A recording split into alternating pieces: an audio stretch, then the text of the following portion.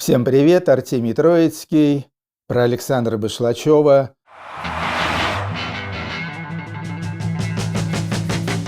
Потом началась такая самая смутная, мутная часть его истории. Вы можете об этом прочесть. Весной, где-то в мае-июне, он уехал из Москвы, из Питера, уехал в Казахстан, проводил там время с Рашидом Нугмановым.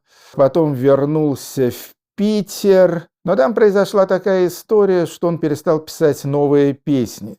Конечно, у него и старые были потрясающие, поэтому его приглашали на концерты, он выступал на фестивалях рок-клуба, но, в общем-то, он погас. С ним случилось что-то довольно странное, то есть от Башлачева осталась такая тень Башлачева, что ли. Я не мог понять, что с ним происходит. Вот когда я ему даже задавал какие-то вопросы: «Саня, а что такое, почему песни не пишется?» Он говорит: «Да нет, ну я так работаю, так пописываю, ну пока там». Но на самом деле, в общем-то, скорее всего, этих песен все же не было. Последняя наша встреча с Башлачевым состоялась в начале, то есть, я думаю, в январе или в начале февраля 1988 года. Мы тогда жили с моей тогдашней женой Куницыной, снимали квартиру в маленьком двухэтажном домике, уже давно снесенном на станции метро Беговая. Там было очень уютно, и пришли, значит, к нам в гости. Там вообще много кто из интересных людей у нас бывал в гостях, например, Ричард Брэнсон, если знаете такого. Но пришли к нам в гости, это были самые дорогие гости, Саша Башлачев с его подругой Настей Рахлиной. И, значит, мы там сидели, вот, песни не пели, поскольку новых песен не было, вот, а просто долго-долго разговаривали, выпивали, я рассказывал там про недавнюю свою первую поездку в Англию, про знакомство там с Полом Маккартни, с Джо Страмером там, и прочими великими людьми. Вот. В общем, было очень здорово, очень хорошо, очень душевно. Я чувствовал, что Сашка очень не хотел уходить. Но у нас там были всякие дела, мне надо было ехать в очередную какую-то зарубежную поездку и так далее. И, в общем, я не пригласил их с Настей у нас остаться. То, что Настя беременна, этого я не знал. Довольно грустно и нехотя они ушли от нас в зимнюю ночь. И должен сказать, что вот сколько я живу, вот столько я буду сожалеть об этом эпизоде. Я считаю, это был самый плохой, самый нечуткий, самый дурацкий поступок в моей жизни.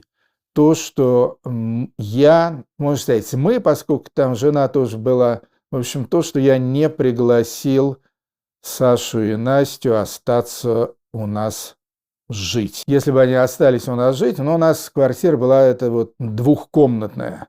Была она двухкомнатная, так что можно было им хоть на полу, хоть где что-то там расстелить и так далее. Вот. Но этого предложения я не сделал. И вспомнил я об этом только спустя там где-то дней 10 или типа того, когда раздался в квартире звонок, и, значит, сообщили мне ленинградские друзья, что 17 февраля 1988 года, что Башлачев выпал из окна такого высокого многоквартирного панельного дома. Поехал я на похороны, конечно, мы там все были, и Липницкий там был, и вся питерская тусовка. Это были самые депрессивные похороны в моей жизни, поскольку, в общем-то, все себя чувствовали ужасно, и все себя чувствовали до какой-то степени виноватыми. Хотя в чем вина, тоже было не очень понятно. Потому что Сашке много чего предлагали. Ему предлагали и в кино сниматься, там Леша Учитель снял его даже в фильме «Рок», но Саша потом сказал: «Нет, я не хочу, и уберите эти кадры». Курехин хотел с ним записывать альбом.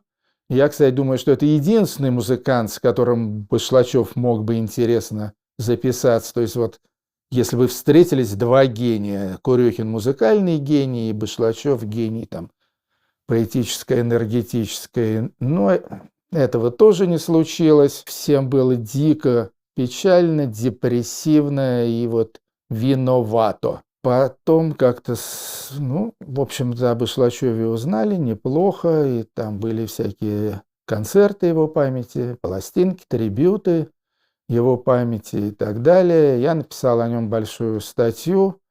Она вышла в журнале «Огонек» где-то в мае, по-моему, то ли 88-го, то ли 89-го года. Это была первая такая большая публикация об Ишлачеве в центральной прессе. Потом Евтушенко его внес в свою антологию современной российской поэзии. Много чего посмертно произошло. У Насти родился ребенок, Егор, но, к сожалению, уже тоже погиб. Настя тоже умерла. В заключение я хотел бы сказать, что Башлачев оставил после себя загадку. Огромную загадку, которая совершенно неразрешима в рациональной плоскости. Загадка эта состоит в том, что, я его знал хорошо. Я могу сказать, что Башлачев, в общем-то, был нормальным совершенно пареньком, который прожил, в общем-то, нормальную жизнь.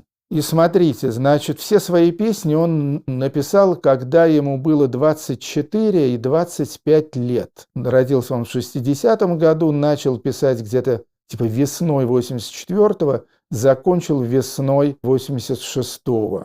Что я хочу этим всем сказать? Хочу сказать то, что у Башлачева не было опыта и не было тех знаний, которые могли бы позволить ему написать такие гениальные, глубокие песни на вот эту самую русскую тему. Он не занимался медитацией, не жил ни в монастыре, ни в ските, не совершал никаких паломничеств. Его гуманитарные знания, это были нормальные, обычные знания советского студента-гуманитария, да, то есть историю российскую он знал, я думаю, в лучшем случае на уровне Ключевского, Соловьева, религиозную, теософическую литературу или эзотерическую он, в общем-то, особо не читал, и при этом он писал такие песни, что, в общем-то, абсолютно необъяснимо, как я уже сказал, с рациональной точки зрения. Остается нерациональная точка зрения, и это единственный ответ на данный вопрос. Помимо того, что он был гений, но что такое гений, тоже, в общем-то, никто толком не знает. Ответ тут может быть только такой, что у него на самом деле был дар. У него был называйте это космическим даром, божьим даром, как угодно. То есть был некий портал, к которому Сашбаш был подключен на протяжении 2 лет. И вот через этот портал, собственно, в него вливались его невероятные стихи. И в какой-то момент, по-видимому, это произошло где-то в конце весны или летом 86-го года, этот портал закрылся. Закрылся и все.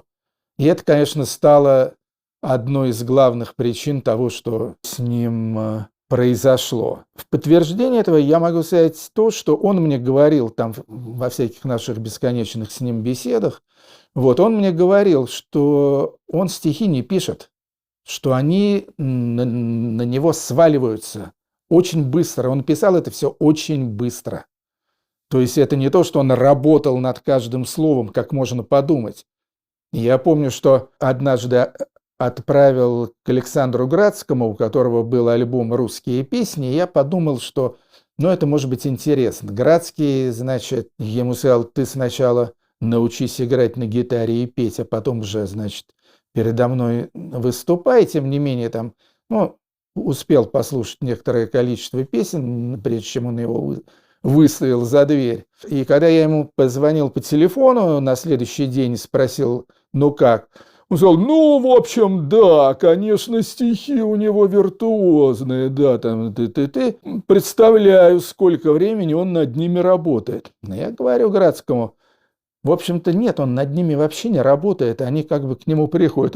Тогда, значит, заржал Градский: тогда он гений. На самом деле так оно и было, он был гений. Откуда к нему приходили, каким образом эти стихи? Я думаю, что Никто уже на этот вопрос ответить не сможет, но главное, что они есть. Второе, что, наверное, я хотел бы сказать в качестве постскриптума, было такое время, когда казалось, что мы из этой вселенной жуткой, русской вселенной, этой ямы, которую вырыл Сашбаш, что мы из нее вышли. 90-е годы, даже нулевые годы, казалось, что Россия уже стала немного другой страной. Стихи стали башлачевские как-то вроде бы их стали немножко забывать, не очень актуально. Ну, при чем тут там весь этот ужас, при чем тут весь этот хтонический кошмар, прочее, прочее. У Башлачева, кстати, песни «Как ветра осенние», у него была такая строчка: «Я хочу дожить, я хочу увидеть время, когда эти песни больше будут не нужны». Казалось, что это время, но если не настало, то, по крайней мере, мы куда-то в эту сторону движемся. Теперь, как вы понимаете, настала в России эпоха Башлачева. То есть песня «Лихо» и все прочие эти его жуткие пророческие песни, Иванюша, Егоркина былина, «Пляши в огне», вот это все сбывается в нынешней России. Что лишний раз говорит об абсолютной гениальности Башлачева и лишний раз говорит кое-что о природе страны России и русского духа. Следом буду вам рассказывать про других своих замечательных соседей. Чао.